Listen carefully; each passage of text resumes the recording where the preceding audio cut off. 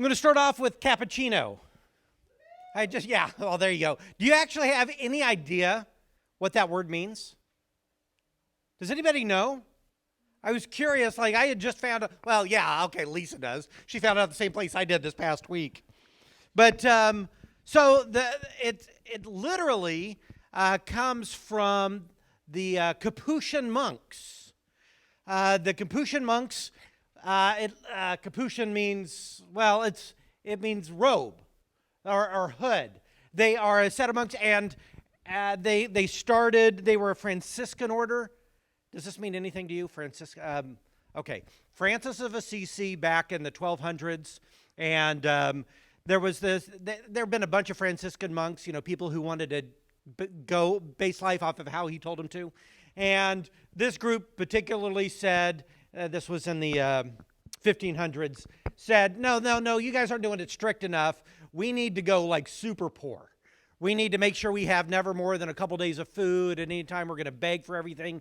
And so they would wear these robes that was common back then for the beggars and the hermits. And so these kind of brownish robes, they became known. They were literally called the Capuchin monks because of that hood, those robes, and they thought cappuccino looked very similar.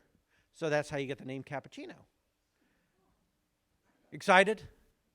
No. Well, but they are actually famous for something else. And this is what I just found out this past week. It took a while for them to be recognized as an order, and once they finally were, one of the things they were encouraged to do is they would set up this place in, I believe it's in Rome itself, and they were to take and exhume all the bodies of everybody who had been in the order and bring it to this crypt that they were doing, and it took 300 wagon loads because it was hundreds of years. And they brought these there, and then we don't even know why, but somebody got the brilliant idea that they weren't just going to bury them again. Instead, oh my goodness, they would display them. So in this crypt, some of you are disgusted already. Hey, if you can't handle how beautiful this is, then just pretend it's Halloween.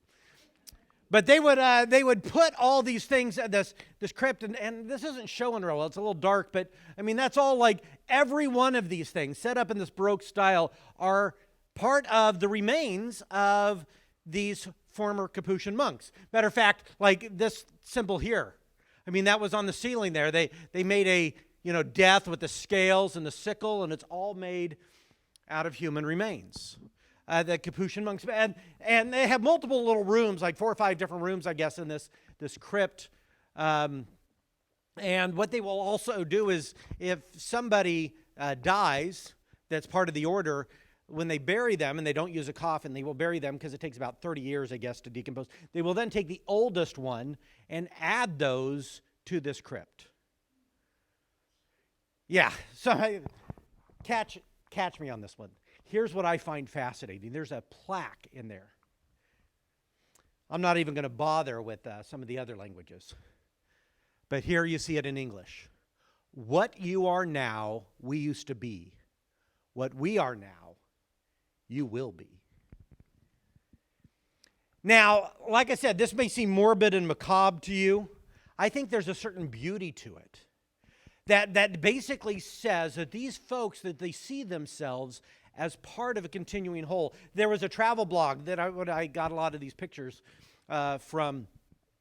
And the blogger says this: I guess the monks saw themselves as part of the collective order rather than individuals. So it seems fitting that they each end up being part of a larger design with the different rooms focusing on different body parts, such as the leg bones and thigh bones, but working together as a whole. I'm not religious, the blogger says, but even I found myself impressed by the devotion of the monks who designed and created the crypt. I think there is something really beautiful about it.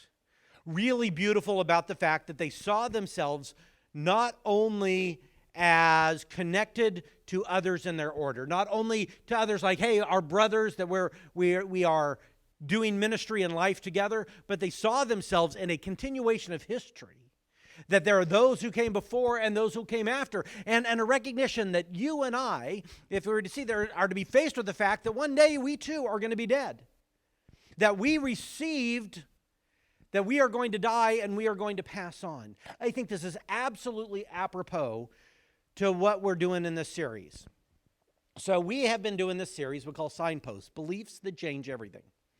And we have been talking about different ideas, and the first four that we talked about, the first four beliefs, are pretty vertical. I mean, we talked about how there is only one true God, as demonstrated in the Bible. We talked about how it's a personal God that wants a relationship with us. We've talked about how the Bible itself can help us understand and reveal God to us. And then, of course, we even talked about how our identity is in Christ. But from now on, this week and for the next few weeks, we are going to go more horizontal as we look at beliefs that have to do more and how we relate to each other, understanding this reality. So our signpost this morning captures that idea with the church is God's primary way to accomplish his purposes on earth today. I didn't mean for that to rhyme. Why the church? Why do we even bother having church?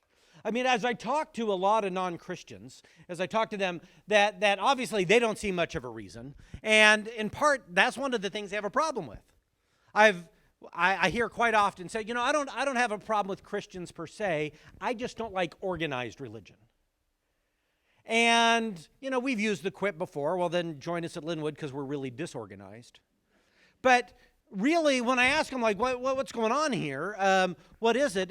It's really back to the caboose. They don't mind if individuals are personal, have your own personal beliefs and things, but when you start coming together and start doing things together, that is what I don't like. Keep it to yourself, individual and personal, not gathered, connected, and on a mission. But frankly, I don't think it's just non-Christians that have this kind of view of the church. And in many ways, if you're not a Christian this morning, I try really hard and a lot of times with these beliefs to really try to make the connection if you are not a Christian and where that fits in. But to be honest, for the most part this morning, I'm talking to Christians. I'm talking to people who say that faith in Jesus matters, that Jesus Christ is indeed Lord. And yet I hear folks in the midst of that will say, I see being part of a church, going to church is largely irrelevant. I mean, they won't say it that way, but they'll say something like this. I was at a dinner party, and I had a group of people that were Christian. They let me know they were Christian, and I asked, I said, what church are you involved with? And their response is, we're not interested in organized church. In fact, we have friends that are Christians that we hang out with that's way more fellowship than we've ever had at a church. I've asked some people about, the idea, and they say, I've heard someone else was talking about, I know part of the things we're supposed to do at church is worship, but I have to tell you, I've never experienced worship at a church nearly as much as if I go out on a Sunday morning and go fishing. And I just sense the presence of God there in ways that I've never done at church. And I get, it's one thing to say, certainly we do have fellowship at church. Hopefully we have friends that are at church, and we do worship together. But frankly, any of the individual parts that we do, even this right here, as I'm teaching, right? You could go online. You could find people that are a lot better than I am at teaching. And matter of fact, if you need some recommendations, I have some of my favorites. I'd be happy to direct you. But it's not about these individual parts. There's something about this thing that we are doing together that is absolutely relevant. And I think when we do that, when it's not like the individual parts and we say, I can worship better this way and I have deeper friendships this way and I have better teaching, fine, that's all well and good.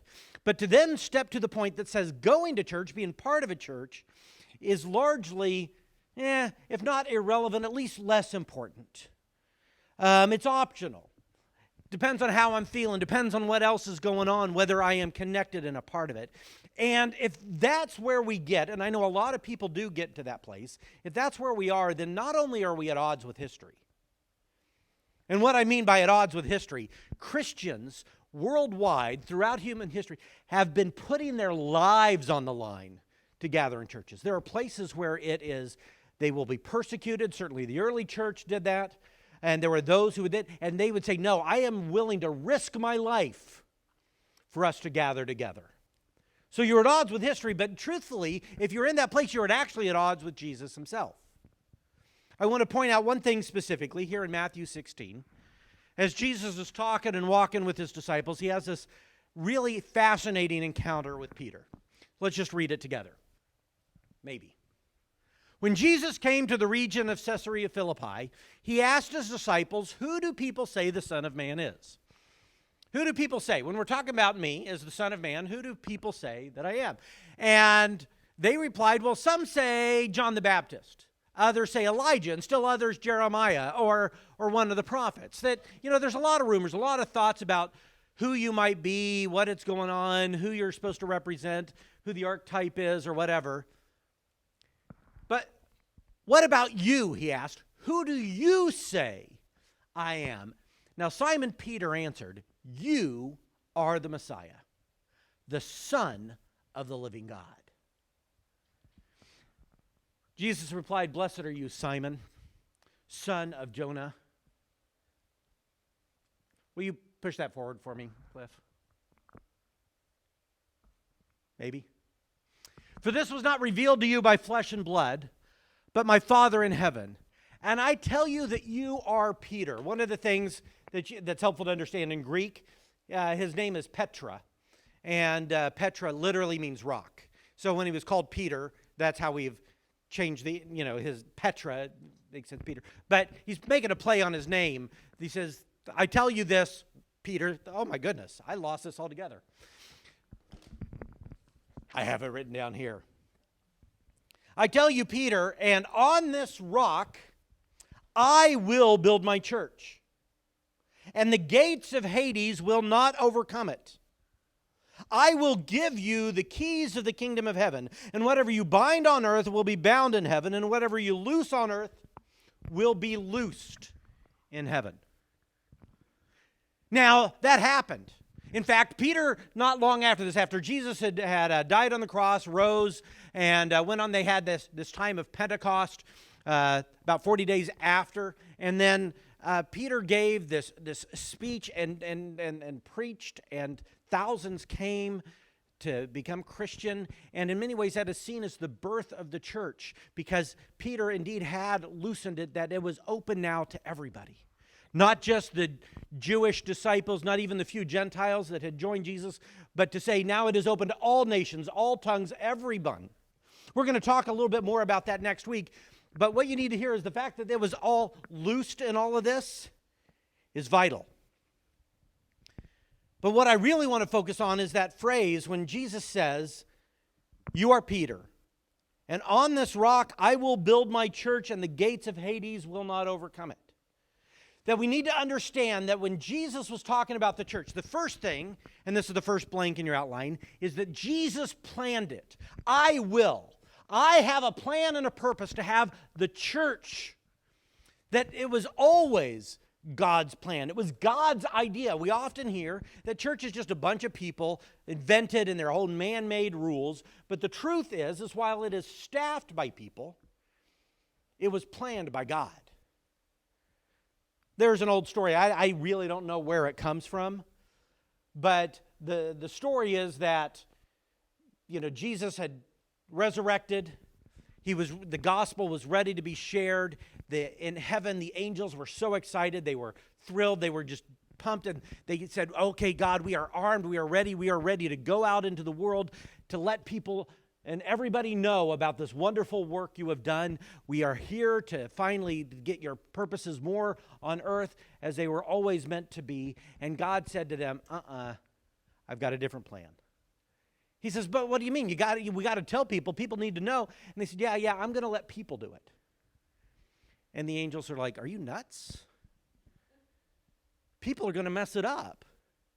People are going to be broken and messed up and share it incorrectly sometimes and in ways that people don't hear, and it's going to be harder for them. And God says, well, that's my plan A. And I don't have a plan B. You see, this is something that God had always planned, is to have the church for his purposes. So not only did Jesus plan it, that's the first blank, Jesus also owns it. I will build my church, he says. That it is his church. You know, I often talk about Linwood, and I say, this is my church, or the church that I go to. And when I say my church, I don't literally mean that I own it. And you might use that phrase as well, but it's really important. I remember, my kids one time saying, we were talking about the church, and they're like, well, you own it, right, Dad? Like, nope. Even if legally that were true, it's not theologically true. Linwood belongs to Jesus Christ. The church is owned by him. And what that means is, in part, as we serve the church, as we serve one another, we are serving Jesus because it belongs to him. So the first is that Jesus planned it. Second, that Jesus owns it. And then the third blank in your outline is that Jesus directs it. He said, I will build my church. He's not saying, Peter, I need you to go out and build the church. He says, I will build it. And do you realize what that means? That as you look around in this room, as you think about our connection, maybe very much like the Capuchin monks, where it's those before and those after, that we are part of this, that God had purposed and planned for you to be here today. He full on knew this. As he stood at the beginning of the universe, he looked to this time and this place, and you are not here by accident. You may be here because your parents brought you, and you feel like, hey, I'm forced to be here. You may be here because you just wandered in. You may be here because, well, this is the thing I do. But regardless, God purposed and planned and is building, and it's not an accident. He directs this. And you may look around this room and go, God, you're nuts. These people are crazy. Maybe. Maybe Jesus is a little bit crazy. But this is what he directed. This is what he had planned. So Jesus plans it, he owns it, he directs it, and he also protects it. Thank you guys for getting that back going again. He protects it. And what I mean by that is, well, I've heard that people talk about how, well, the church is dying.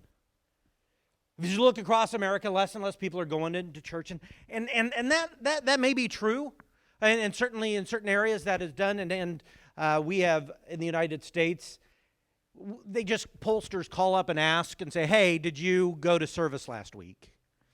And over the past few years was the first time that had dipped below 50% of people that would say they went, whether it's to synagogue or mosque or whatever, for the first time that dipped below 50%. So more people weren't at church than were.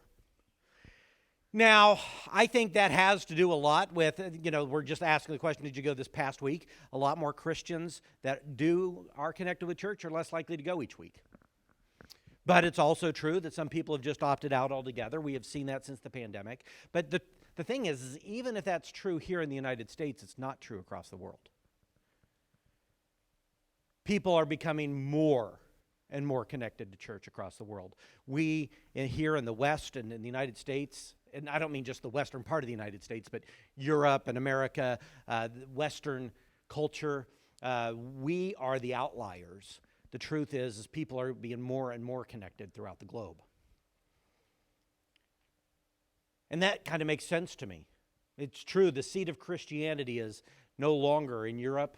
It's no longer here in the United States. More and more folks, it's going to be in developing countries there in Africa, certainly in Asia, as well as South America, are becoming more the hotbeds of where people of faith are.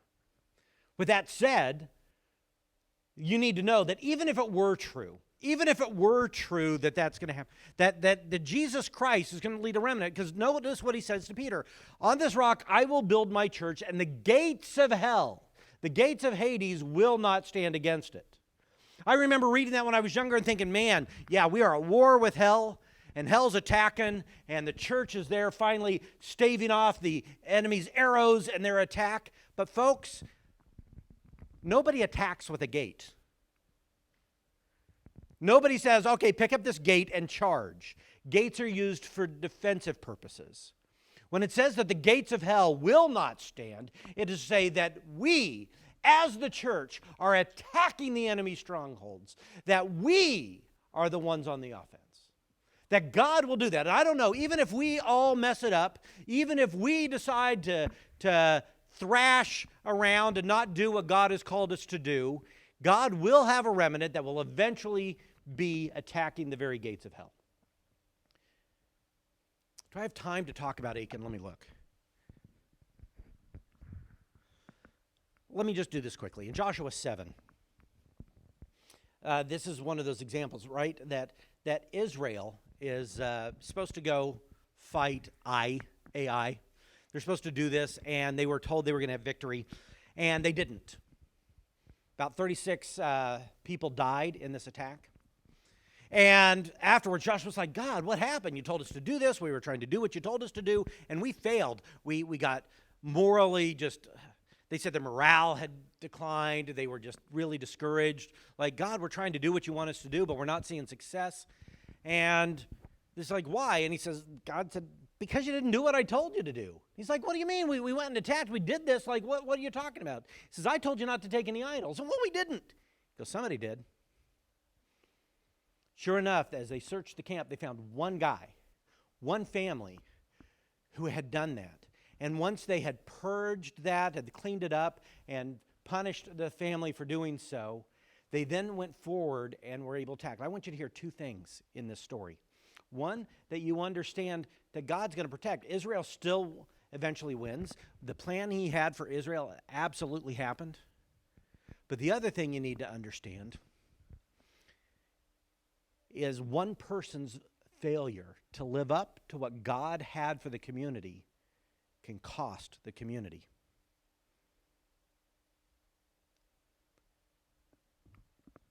Jesus planned it, he owns it, he directs it.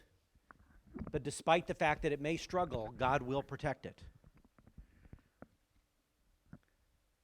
That leaves us with this. Whoops, I didn't make that. No, I didn't make the blank, so that's all right. The next blank is we decide if we obey Jesus. When Jesus says, I will build the church, the word church in Greek is ecclesia. It literally means the gathering. I know sometimes we talk about the idea of, the church is all Christians of all time and that kind of stuff, the universal church. It's absolutely true. But most of the time when the Bible's talking about it and uses the word, it means literally the local gathering. And you and I have to decide, are we going to be part of God's kingdom plan in making a difference in this world? Are we going to be a part of that? Are we going to be a part of the church? Now, I know I'm almost literally preaching to the choir here, as everybody here has decided to attend. However, the question is that important to us? Because we are swimming upstream. Most of your culture around here in the Pacific Northwest is going to tell you it's irrelevant. It's optional. And so I want to just tell you three things that I think you should consider if you really want to be part of what God is doing in his kingdom.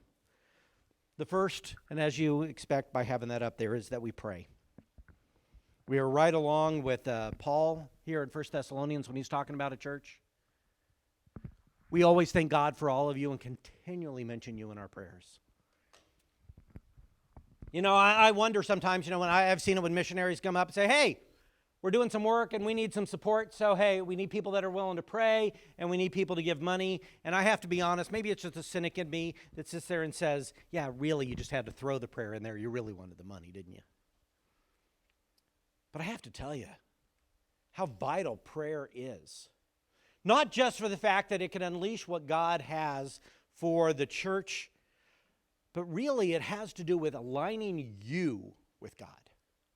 That it's less about us changing God's mind and more about allowing God to change us. And if you are serious about doing God's work in there, one of the things that I recommend that you do is that you pray for your church. At least once a week. Maybe Saturday night might be a good time. Saturday night, as you sit there and think, okay, we're going to meet together on Sunday morning. I'm going to pray for the church. I'm going to pray for its people. I'm going to pray that we hear what God wants and that we end up responding appropriately, that you pray.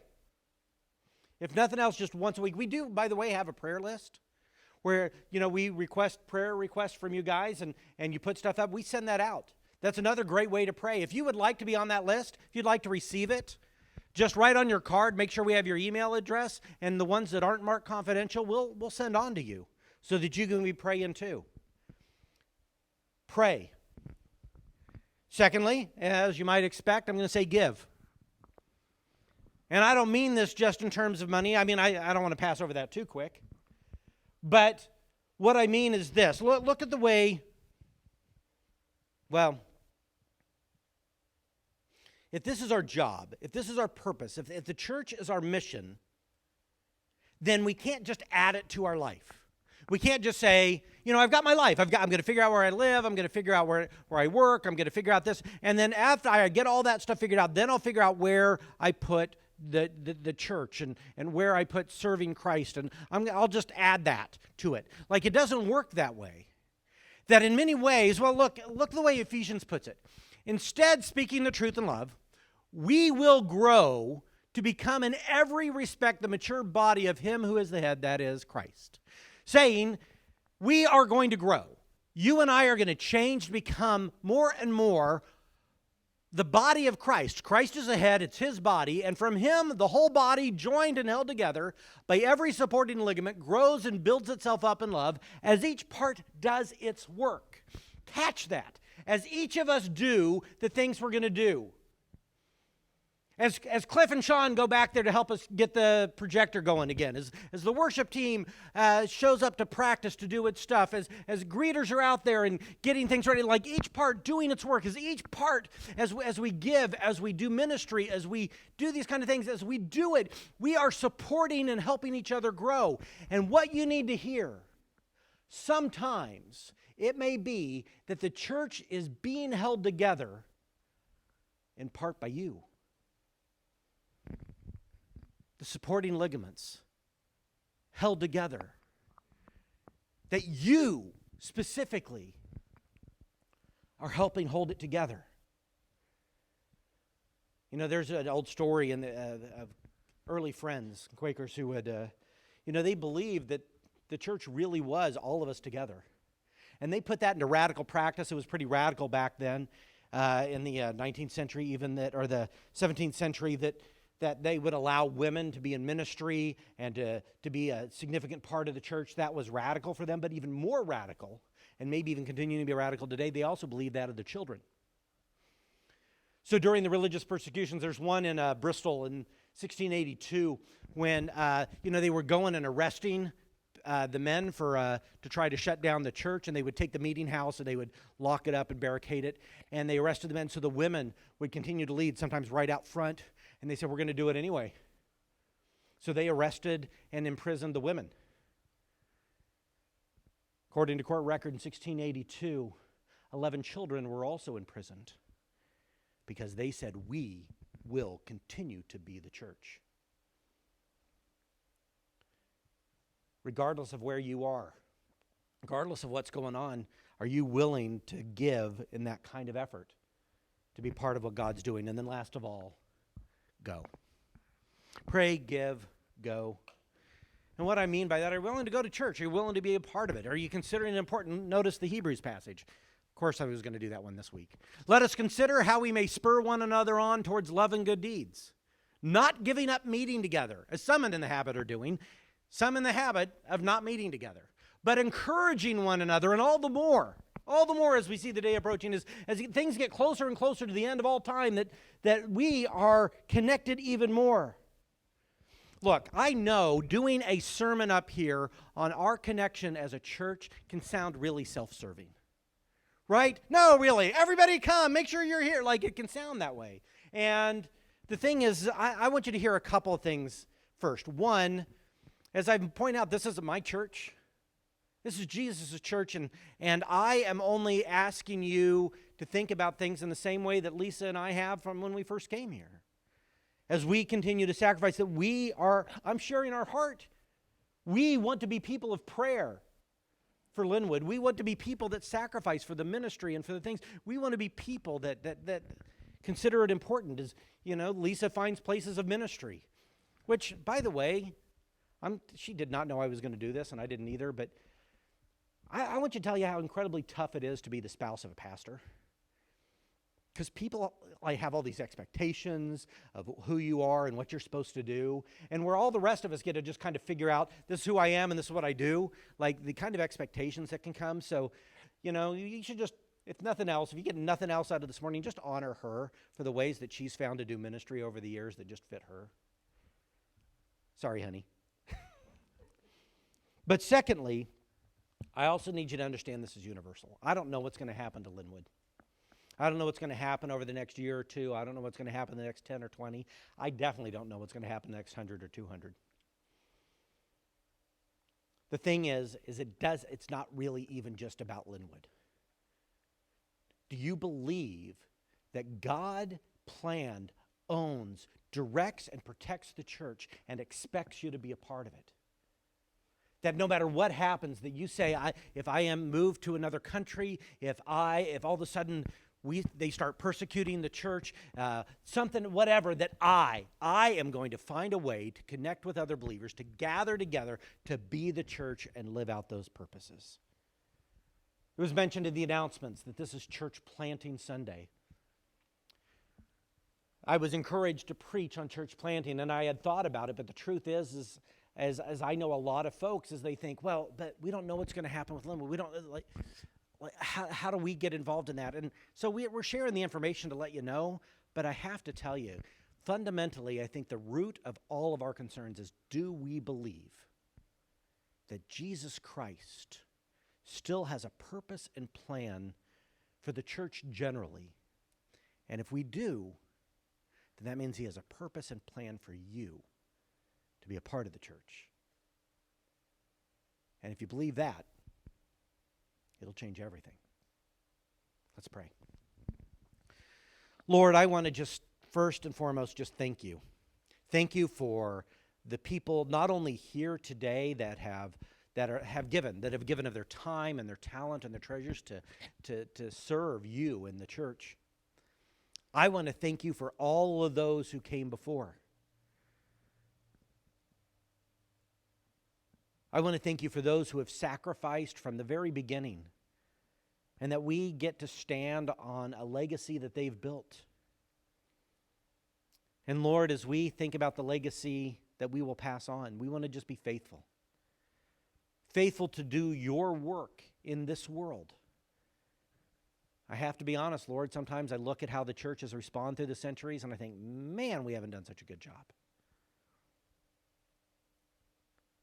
But just because somebody plays Beethoven poorly doesn't mean Beethoven was a bad composer. You are the perfect composer. Help us to play your song, to do it well. And I want to say a special thank you for the Church Universal, the people in my life that have worked so that I could come to know you. The churches over the years, the people that have poured in. Thank you for their faithfulness. May I be found faithful too. In Jesus' name, amen.